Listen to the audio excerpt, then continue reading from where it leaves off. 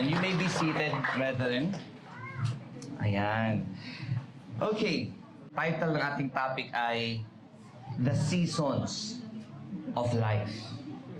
Close open parenthesis, the miracle sign of God's covenants. At yan ay nasa Genesis chapter 9 verses 8 to 17. At basahin po muna natin, sige, yung verses. Genesis chapter 9. Sinabi ng Diyos kay Noe at sa kanyang mga anak, ako'y nakikipagtipan sa inyo ngayon, pati na sa inyong magiging mga anak. Gayon din sa lahat ng bagay na may buhay sa paligid ninyo, sa mga ibon, pati sa maaam at may ilap na hayop na kasama ninyo sa barko. Ito ang aking pakikipagtipan sa inyo. Kailanmay hindi ko na lilipulin sa magitan ng baha ang lahat ng may buhay. Wala ng baha na gugunaw sa daigdig. Sinabi pa ng Diyos, ito ang magiging palatandaan ng walang hanggang tipan na ginagawa ko sa inyo at sa lahat ng hayop. Palilitiwin ko sa mga ulap ang aking bahaghari at iyong makikitang magiging tanda at iyan ang magiging tanda ng aking pakikipagtipan sa inyo. Tuwing magkakaroon ng ulap at lilitaw ang bahaghari, aalalahanin ko ang aking pangako sa inyo at sa lahat ng hayop. Hindi ko na lilipulin sa baha ang lahat ng may buhay. Next, tuwing lilitaw ang bahaghari, maaalala ko ang walang hanggang tipan na ginawa ko sa inyo at sa lahat ng may buhay sa balat ng lupa. At sinabi ng Diyos kay Noe, ito ang tanda na aking pangako sa lahat ng nabubuhay sa lupa. Main idea po. Regardless of your season in life, God can meet you with His covenant and with His miracle. Di ba, minsan may nagtao nagsasabi na, itong panahon ko ngayon, parang malas ito ngayon. Ay, maswerte ako ngayon. Pinagpala ako ngayon. So may iba't ibang sinasabi tayo tungkol sa buhay natin. Itong taon na to gusto ko na matapos. Sa bakit? Ito yung puno ng pighati at talagang mga problema. Gusto ko ng bagong taon para fresh. Now, whatever that means, mga kapatid, we know, ang mga tao na nagsasabi na gano'n, meron tayong parang inaasahan ng pwede pang magandang mangyari sa buhay natin. At yung mga hindi maganda, we learn from them, but we don't live in them, at tayo ay umuusad, nag-move on. At kung ano man yung mabuting nangyari sa buhay natin, iniisip natin yon, and charged to experience good or bad, at tayo ay sasalubong sa gusto pang mangyari ng Panginoon. Tanong, sino po dito ang gusto pang may mangyaring maganda sa buhay niya sa magitan ng Panginoon? Pakitaas ang kamay. Amen. Bago ako magpatuloy, gusto ko lang i-share sa inyo itong scientific discovery ni Brother Arnold Tabilisma. Na-message na sa akin a few weeks ago. Sabi ko, i-reserve ko ito. Ba't ako sabi ko, hindi, i-reserve ko ito sa anniversary ng Metro South natin. According sa kanyang malalim na pag-iisip, sabi niya, ako pinagbasihan dito, at bukod doon sa pagtatrabaho niya bilang nurse, ang oxygen, yung sa ospital, ang charge po dyan ay 260 per hour. So kung ikaw ay oxygen, tumatakbo ni Metro. Pag naka ilang oras ka, alam nyo na yon. At sabi niya, tayo ay hindi pinababayaan ng Panginoon dahil sinusuplayan niya tayo ng oxygen kahit hindi ka pumunta ng ospital. Amen ba? Amen. Now, he did the math. Kung ikaw ay aasa sa oxygen sa ospital at may dala kang tangke everyday, siguro, alam niyo ba na kung ganun ang singilan, 260 per hour sa oxygen, sa loob ng isang araw, ang typical na tao ay gagastos ng 6,240 per day. Okay, so sobrang above minimum to. Okay? At kung 6,240 per day, okay, ang isang sanggol na nag 1 year old, magbabayad ang nanay niya ng 2,246,400 sa loob ng isang taon. Okay? And since ito ay medyo malaking kaperahan, talagang malaking pagkakautang nito. Now, ang binase ni Aloy sa edad ko, so I'm 48 years old now. Kapag kinuwenta yung 200, how much? 60 per hour na oxygen simula nung nabuhay ako hanggang sa punto na to. Okay, ako ngayon ay may utang na 107,827,200 and counting. Sagot na ni Doc Antuhan, salamat po. Yung katabi mo na lang ang 100 million. Okay? Imagine mo kung sisingilin ka ng Diyos katulad ng ospital sa araw-araw na paghinga mo. Okay? By the way, thank you, Aloy. Palakpakan po natin si Aloy. Yung talagang malalim mag-isip to minsan. Kaya nireserve ko to dito para, siyempre, para magamit natin dito. Now, imagine mo yun, kung ganun ang Diyos sa'yo, kung ganun ang Diyos sa atin, mamumulubi tayo. Sino dito ang kumikita ng 6,000 a day? Bukod kay Mirnard. Ha? 6,200, tama, 40 a day. Amen? Mag-minimum ka lang ng 600, kulang ka pa. Amen ba, kagawad? Okay, magkano na utang niyo po ngayon kung susumahin natin yan? Ako, pareho tayo. Okay, so may utang ka rin kay Lord na 107 million, ha? Kailan mong planong bayaran? So, as we can see, hindi naniningil ang Diyos. Why? Kasi mahal niya tayo. Amen? Amen ba? So, sobrang mahal tayo ng Diyos, ayaw niya na yung mga daily needs na gano'n, especially oxygen, ay hindi maging libre sa'yo. Now, going doon sa ating topic, mga kapatid, may kinalaman ito kasi yung season ng buhay natin, diba? Ang term namang iba dyan, pag hindi maganda nangyari sa kanya ngayong taon na to, malas tong taon na to. Diba? Kaya papansinin mo sa mga buildings ng mga Chinese, pagkatapos ng 12th floor, alam mo kasunod? 14th floor.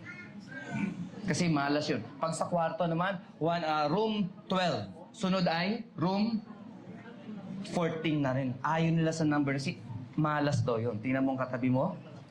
Kaya sabi mo, malas pala yun. Oo. Now, main idea. Regardless of your season in life, God can meet you. Sa Tagalog, mga kapatid, anuman ang iyong panahon sa buhay, kakatagpuin ka ng Diyos. Mas magandang Tagalog word ay, kakatagpuin ka ng Diyos. Ngayong araw ba na to? Ngayong taong papasok na 2024, kaya ka bang katagpuin ng Diyos? Tayo? So, kakatagpuin tayo ng Diyos. We celebrate naman yung first anniversary kasi pinapasalamatan natin ng Diyos. And do you think kinatagpo din tayo ng Diyos dito because we are celebrating His faithfulness? Amen. So, with that, mga kapatid, we need to see ourselves na, hindi mo man pansin, kinakatagpo ka ng Diyos. Kahit minsan may tampo ka sa Diyos dahil mas maganda yung kapitbahay mo, mas matangos yung ilong ng katabi mo, ano ba naman yan? Okay? Hindi ibig sabihin mas blessed siya kaysa sa'yo. Amen ba? Meron siyang naka-reserve sa'yo. You just need to wait and see kung ano ang packaging at ano yung nilalaman ng regalo sa'yo ng Diyos. Na I'm sure, masigit pa sa kayang ibigay ng ninong at ninang mo. Okay? Now, in seasons sa buhay natin, God gives His covenants with His miracles na naka-attach doon. Sa Bible, may tinatawag na mga covenants. Ang isa dito ay nung binasa natin ay yung tinatawag na, kung tamang pagkakapronounce ko, Noahic covenant. Meron pang Abrahamic, may Davidic covenant, at yung kay Jesus Christ yung tinatawag na eternal covenant or the new covenant in His blood. Yung mga covenants na yon ay iba't ibang tao ang pinagbigyan at bukod doon, may iba't ibang season sila. At yung season na yon, kinatagpo sila ng Diyos doon and good to know, mga kapatid, na ready sila makipag-ugnayan sa Diyos noong mga panahon na yon, Doc Aleli. Nung nakita ni Lord, ganito sitwasyon mo, okay, kakatagpuin kita. Nung si Noah, Ang sabi lang sa Bible, siya ay mas righteous kumpara sa ibang mga taong nabuhay doon. And with that, siya ay minit ng Panginoon. Noah, pababayin ko sa buong mundo. Ngayon, mag-build ka ng ark. At i-build mo yung ark sa taas ng bundok. And for so many years, hindi umuulan. 12 years? 120 years na hindi pa umuulan. Ay, check nyo lang mga kapatid. I forgot. 12 years o 120 years. So yung mga tao, hindi sila nakaka-witness ng ulan for so many years. Tapos itong si Noah, bigla nag-build ng ark. Hindi doon sa malapit sa dagat, kundi sa tuktok pa ng bundok. Sa logic natin, si Noah ay malaking hangal. Pero kinatagpo siya ng Diyos. At inutusan siya. Cut the long story short, okay? Pares-pares na pumunta. Natapos yung arko, okay? Pares-pares na pumasok yung mga hayop dun sa arko at kasama yung family ni Noah. At may interesting verse dito, mga kapatid. Sabi doon, and God shut the door. Kumbaga, ginawa ni Noah at ng mga anak niya yung part nila para magkaroon ng ark. Pero hindi yung mortar o yung kahoy o yung engineering feats ni Noah ang nagpatibay doon sa barko.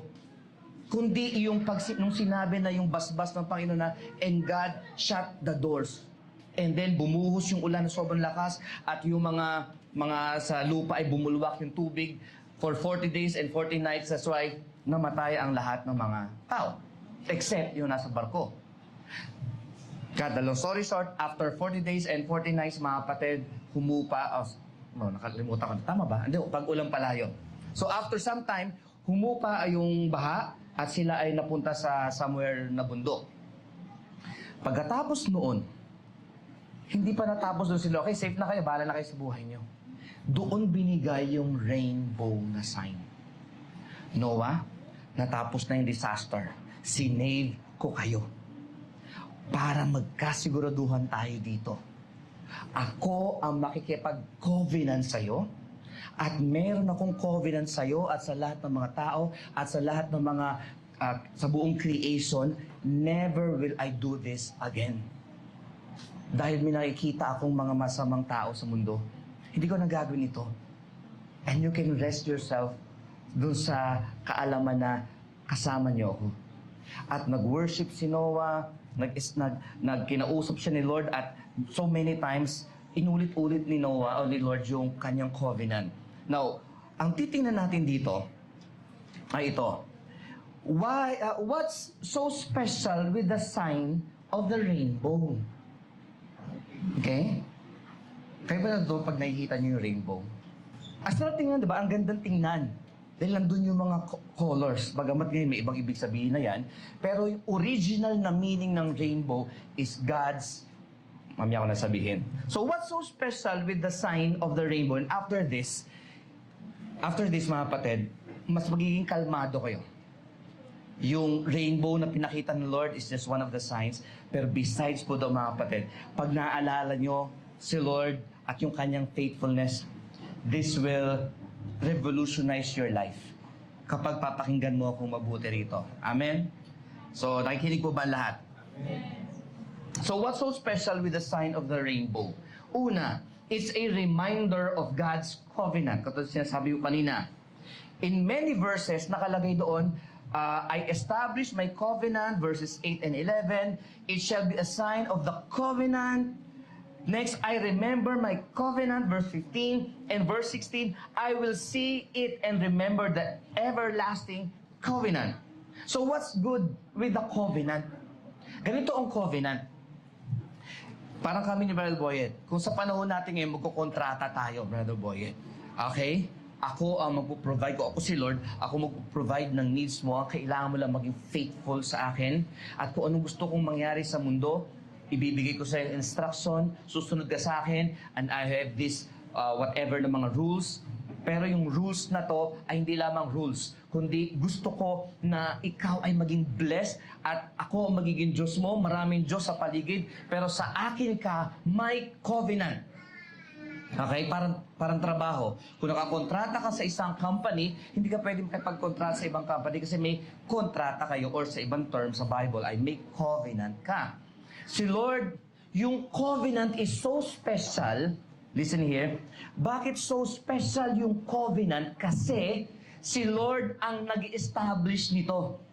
Kung may porsyento dito, 80% of the covenant na gagawa si Lord at ikaw 20% lang. Amen ba? Sa atin, maski 20% lang yung ginagawa natin na part natin sa covenant with the Lord, feeling exhausted tayo. Ang feeling natin parang ang dami namang utos ni Lord. And come to think of it, ang utos ng Diyos sa Bible, binilang ng mga scholars yan, is more than 600. Pambihira, pastor, hindi nga ako maganda o gaga sa 10 utos. 600 pa. Pero if you see this clearly, mapapansin mo na ang promises ng Diyos pala, compared sa kanyang command, ang promises ng Diyos is around 8,000. 7 or 8,000. Okay, magkaiba sila. Pero, sige, minimum na natin, 7,000 na lang. Pag ikinumpara mo, 7,000 plus commands versus 600. Promises pala, 7,000 promises compared, ulitin ko baka nalito kayo, 7,000 promises compared sa 600 commands, that's 1,000%. No. 100. 600 versus 7,000. So times 10. Yung promises ng Diyos is times 10 more than sa kanyang commands. Pero agad na nakikita natin yung utos. Parang ganito. Kung ako ay may kartulina ditong puti at meron akong marker na hawak dito, okay, at mag-i-egg o magdadat lang ako doon, at ipakita ko sa inyo, ano napapansin nyo? According sa studies, yung puting papel hindi ma-appreciate. Ang mapapansin agad ay may tuldok. You see? Tayong mga tao, by nature, Mariel, tayo ay mahusay maghanap ng kamalian ng kapwa natin. Tama ba? Tingnan mo yung katabi mo. Oh, ano nakita mo na agad? Okay? Namigay ang Diyos ng buhok, parang sa konti ang naibigay. Di ba? Parang tipong ganon. So, as you can see, yung covenant is a reminder sa Diyos na kung ako si Lord, meron akong tipan sa inyo. May tipanan tayo, kung tamang pagtagalog ko. May covenant tayo. At akin ang mas malaking responsibility kung ako si Lord. Sa inyo is just minimum.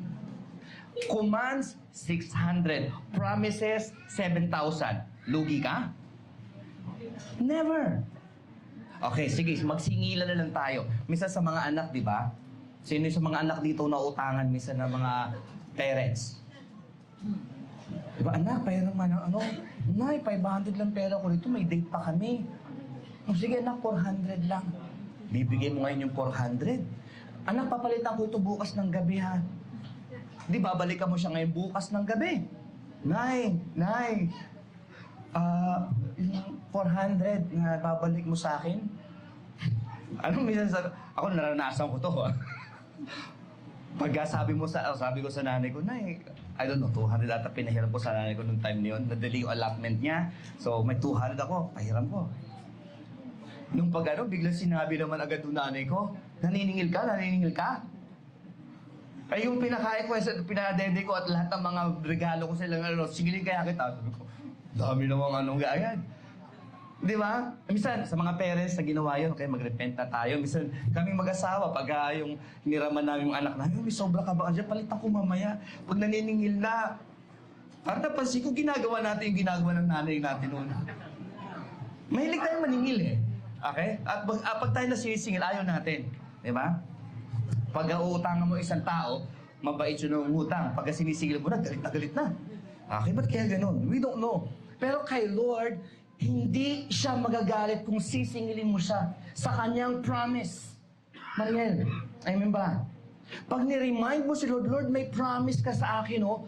Hindi magtatampo si Lord. Ano ba? Promise, hindi po ako sinusunod eh. Hindi. Kapag ang Diyos ay nakatali na sa'yo, yung promise niya sa'yo, ikikip niya pa rin. Kahit na minsan ikaw ay sumusuway. Okay? Ilang bilyong tao ngayon sa buong mundo? 7? Okay? Sa Pilipinas lang, 100 million plus tayo. At least 10% dito ay mga evangelical Christian.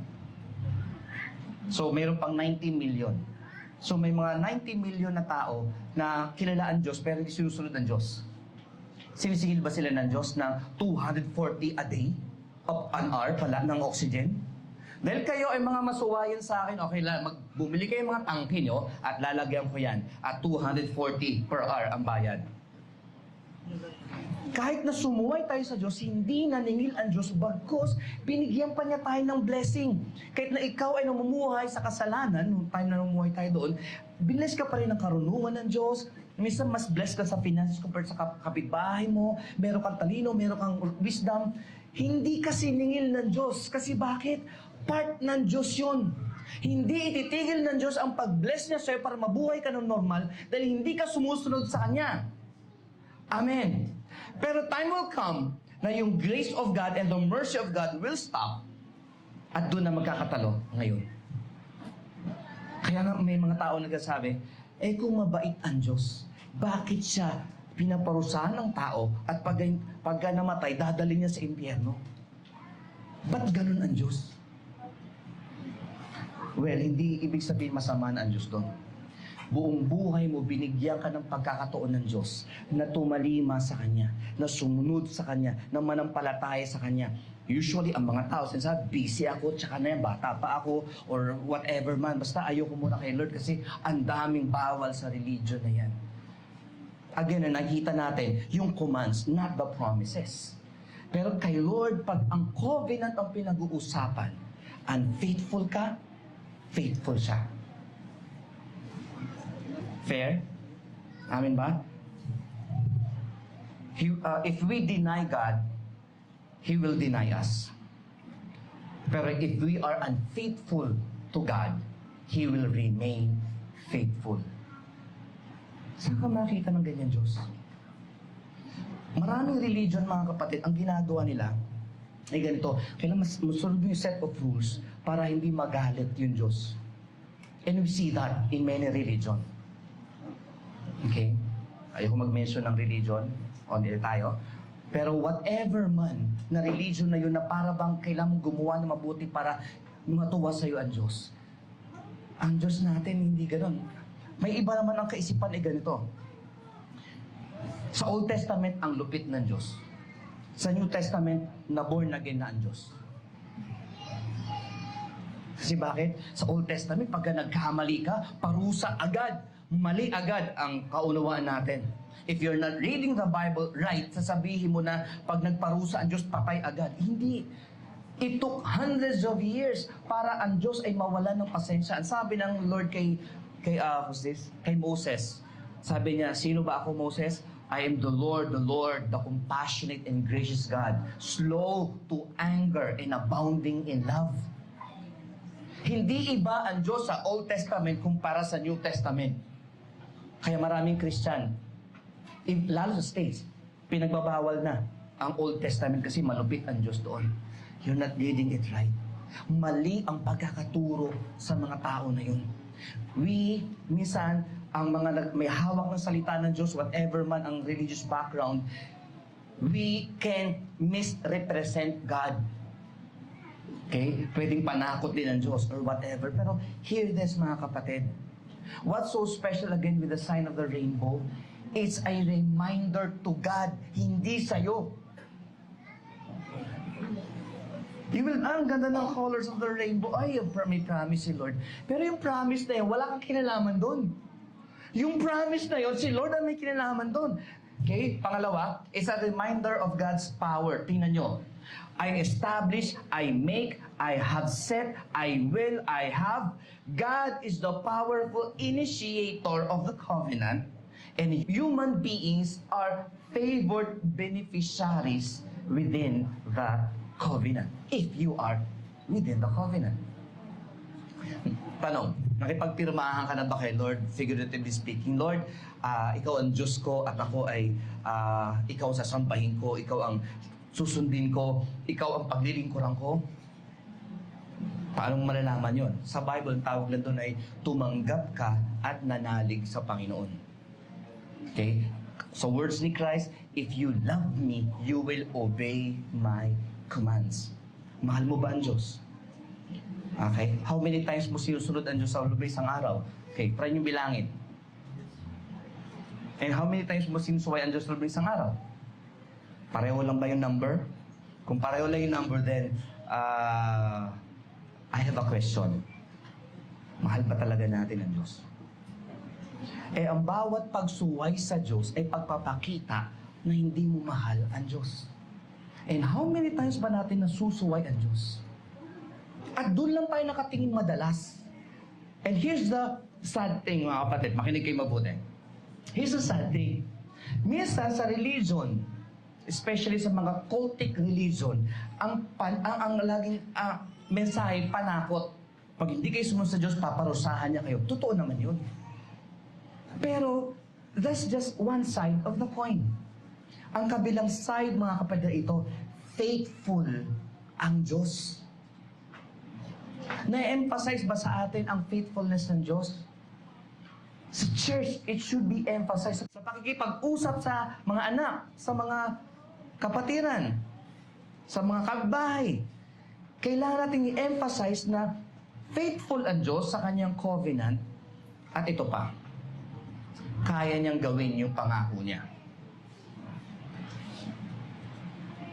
Diba? May mga tao na nangako, ay ito gagawin ko. Ang mga bukid, ipapasemento ko. Diba?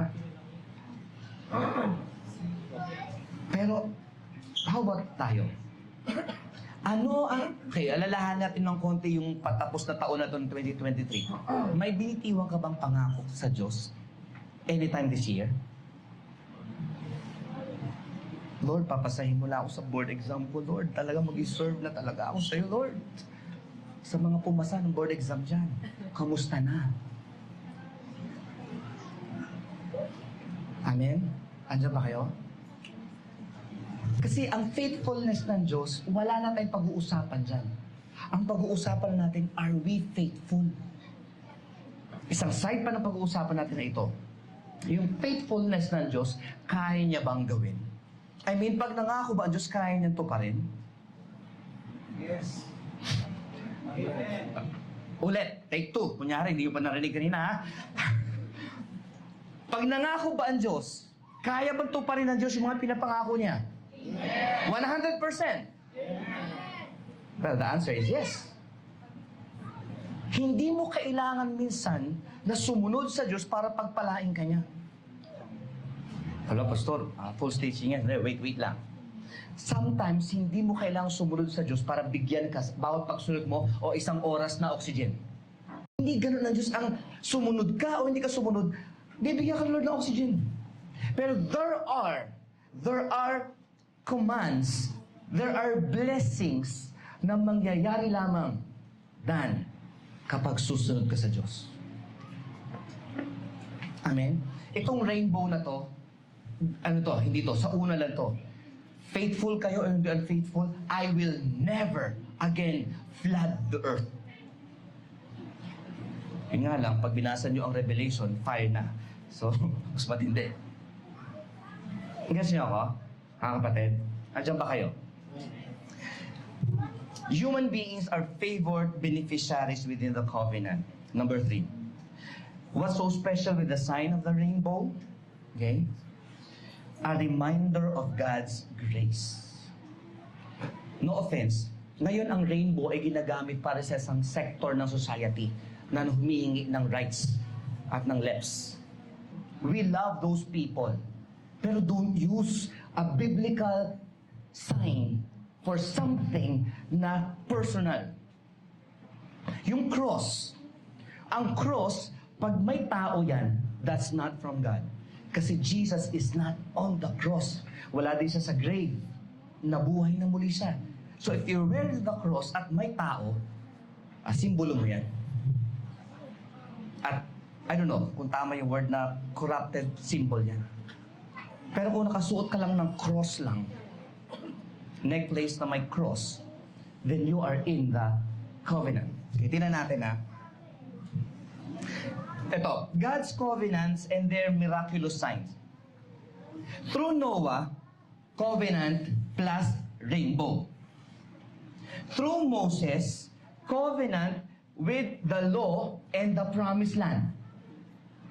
Meron laging kaakibat na miracle or kaakibat na sign, visual sign ha, visual mga kapatid, visual sign. Para maalala natin na may covenant ang Diyos. How about Jesus? Through Jesus, the new covenant with the blood. Or cross, pwede rin.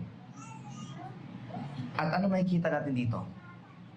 Kapag nakipag-covenant si Lord, whatever season ka man ng buhay mo, brethren, i-attach na doon yung mga signs. Diba? May sign. At ang sign ay depende. Kay Abraham, sabi doon na sinabi niya, the Lord is my provider. Kailan niya sinabi yon?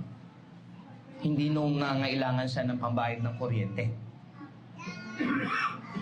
Nung sinabi ni Moses, the Lord is my provider, ang iniisip niya is about worship kay Lord. Meron na tayong kahoy, sabi nung batang si Isaac. Nandito na rin yung nasan yung sacrifice? Nasan yung alay? Ang sagot ni Moses, ni Abraham, the Lord will provide.